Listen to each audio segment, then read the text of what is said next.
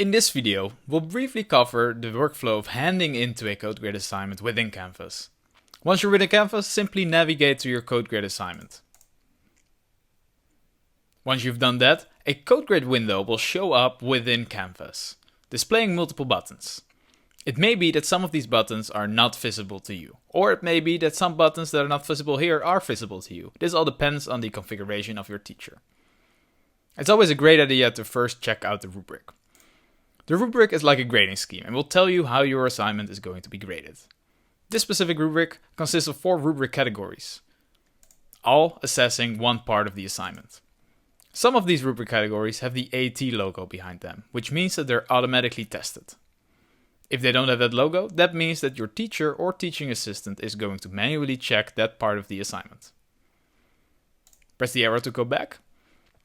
If you've already handed in a submission before, simply press the latest submission button to go to that submission. If not, or if you want to hand in again, you can do that either via Git, which we will cover in a separate video, or by simply uploading the files directly to CodeGrade. Finally, we get some last instructions. These are hand-in instructions and basically just say, by default, all files are denied except for some exceptions and these requirements. In this case, I'm allowed to hand in exercises.py, but not required, but I am required to hand in report.pdf and sudoku.py. Be sure to follow these instructions because otherwise you may not be able to hand in. Now, simply drag and drop your files or click here to select them, and you can either select a zip folder or you can select multiple files to hand in. Press submit. And if continuous feedback is turned on, you will right away be presented with the auto test screen, where tests will run to assess your assignment. As I've explained before, some of these tests will fill in automatic rubric categories. In this case, these tests will all fill in the functionality Sudoku rubric category.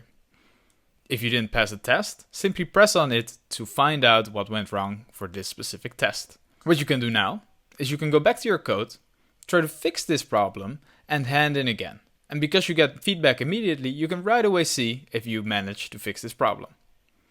If you want to see your code, simply go to the Code tab above here. Right here, all the code and all the files that you've handed in can be easily seen.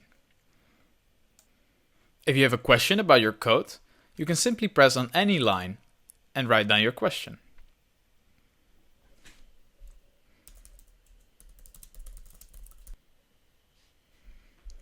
Press save, and this question will be sent to your teacher or teaching assistant, and hopefully they can help you.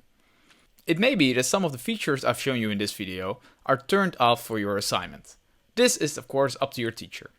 I wish you good luck with your assignments in CodeGrade.